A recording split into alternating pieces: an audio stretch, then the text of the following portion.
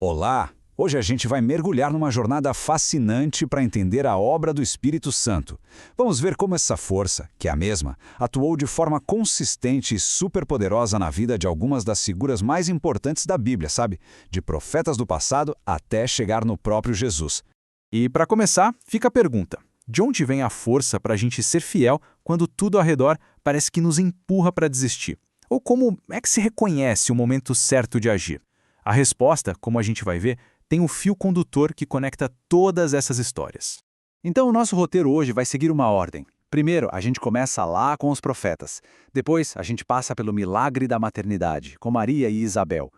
Daí a gente vê a revelação divina através de Simeão. E por fim, a gente chega no modelo perfeito de comunhão, o próprio Jesus. Ok, então vamos mergulhar de cabeça na primeira parte, o Espírito nos profetas. O foco aqui é entender como o Espírito capacitou pessoas comuns, como a gente, a ficarem firmes em ambientes super hostis e a prepararem um caminho para os planos de Deus.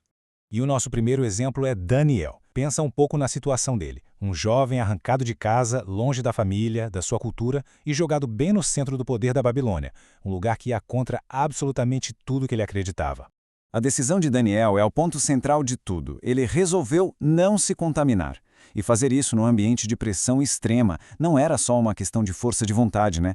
O que a gente vê é que foi o Espírito Santo que o sustentou, que o capacitou com uma fidelidade e uma excelência que fizeram ele se destacar. É o nosso primeiro vislumbre de como a comunhão interna gera uma força externa que não dá para abalar. Agora, avançando um pouco no tempo, a gente encontra outra figura única, João Batista. Se Daniel foi chamado para ser fiel dentro de uma cultura estrangeira, a vida inteira de João foi dedicada a uma única missão externa: ser a voz que anunciaria a chegada do Messias. E essa passagem aqui é, impressionante. A promessa era que João seria cheio do Espírito Santo antes mesmo de nascer. Isso moldou todo o destino dele. Mostra que o plano de Deus para a vida dele era tão específico, tão importante, que a capacitação começou lá no ventre da mãe. Agora a gente vai para a nossa segunda parte, onde a ação do Espírito se torna incrivelmente íntima e milagrosa. A gente vai ver isso na maternidade através de duas mulheres muito especiais. Primeiro, claro, temos Maria. É muito fácil a gente romantizar a história, mas vamos tentar pensar na realidade dela. Uma adolescente, talvez com uns 14 ou 15 anos, recebendo uma notícia que podia significar ser expulsa de casa, da sociedade e até a morte. A proposta de Deus era um chamado ao impossível. E aqui está o ponto-chave. A resposta do anjo para ela não foi: você é forte, você consegue. Mas sim, o Espírito Santo fará isso. O poder para a concepção, e tão importante quanto o poder para a perseverança de Maria, não vinha dela. Vinha do Espírito, que a sustentava dia após dia. E aí a gente tem a Isabel. Num contraste fascinante, ela já era uma mulher idosa, considerada estéril, que também viveu um milagre. E o Espírito a usou de uma forma linda, para confirmar e encorajar Maria na jornada dela.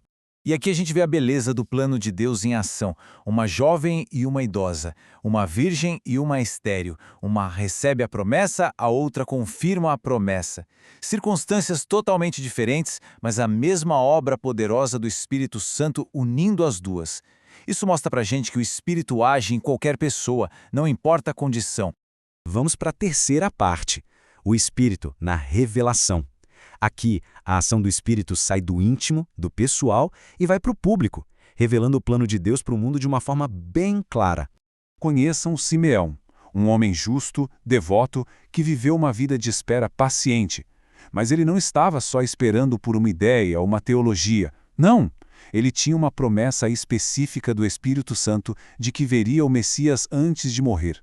A história de Simeão ensina uma coisa muito poderosa sobre como esperar. Não é uma espera passiva, de braços cruzados. O Espírito não só deu a promessa, mas, como o texto diz, o conduziu ao templo no momento exato. Essa sensibilidade que a gente cultiva na comunhão, que transforma a esperança em reconhecimento e ação. E essa revelação pública chega no seu auge aqui no batismo de Jesus. Esse não foi um batismo por arrependimento, mas um ato de obediência que marcou o início oficial do ministério dele. A descida do Espírito como uma pomba, a voz do céu, tudo isso foi a consagração, a unção pública de Jesus para a missão dele. E isso mostra um princípio fundamental. A nossa obediência, a nossa consagração, abre o caminho para o poder do Espírito ser liberado na nossa vida para um propósito divino. Finalmente, a gente chega na nossa última e mais importante sessão, o Espírito em comunhão. Agora, vamos olhar para o próprio Jesus e para o relacionamento dele com o Espírito como um modelo definitivo para nós. É fascinante notar que, no momento de grande triunfo, a alegria de Jesus não vinha do poder que os discípulos tinham sobre os demônios. A fonte da alegria dele era muito mais profunda. O bem mais precioso. A maior motivação era a comunhão constante com o Pai, através do Espírito. Essa comunhão tinha efeitos profundos, sabe? Era a fonte da alegria dele. Uma alegria mais intensa que qualquer milagre. Dava a ele uma visão espiritual para enxergar o que ninguém mais via e o fazia se alegrar não com grandes demonstrações de poder, mas com os pequeninos, com a revelação de Deus às pessoas simples. Essa era a verdadeira força dele. Essa oração, inspirada no texto, resume perfeitamente o objetivo de uma vida guiada pelo Espírito. Não é sobre buscar poder ou experiências, mas sobre alinhar a nossa visão e a nossa alegria com a visão e a alegria de Deus. Ver o que Ele vê, amar o que Ele ama. E assim a gente termina, com essa reflexão. A gente passou por Daniel, João Batista, Maria, Isabel, Simeão e o próprio Jesus. Em todos eles, o Espírito agiu de maneiras únicas, né? Mas talvez o maior segredo que eles descobriram, e o convite para a gente hoje, seja este. E se a maior força, a maior sabedoria e a maior alegria não estiverem no que a gente faz, mas simplesmente na comunhão com aquele que nos capacita?